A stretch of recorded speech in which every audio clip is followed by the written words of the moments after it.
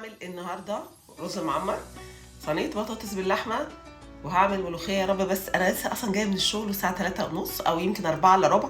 نقعت الرز يا جماعه، بنقعه نص ساعه عشان نبتدي نعمل الرز المعمر، وهوريكم الطريقه.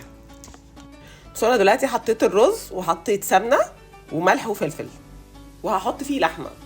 في ناس بتحط اللبن على طول، انا حطيت حبه شوربه وهحط دلوقتي اللبن وقشطه. حطيته على النار من فوق، هخليه يغلي شويه يتشرب سيكه كده، واكون محضره الفرن مسخناه، وبعد كده هحط قشطه على الوش وادخله الفرن. بنقلبه يا جماعه عشان ما تلزقش. انا طبعا واضح ان انا وقعت على البتاع، بس عشان ما يلزقش الرز فلازم نقلبه.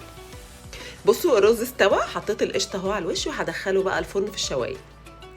بصوا عملت صينيه البطاطس، بحط فيها فلفل، بحط طبعا بصل، طماطم، بحط توم على كزبره، بحط معلقه سكر، ودلوقتي قطعتها اهو. بحط زيت ذره، زيت عباد الشمس. انا بحط زيت عباد الشمس، وكنت الزيت ده صغنونه قوي.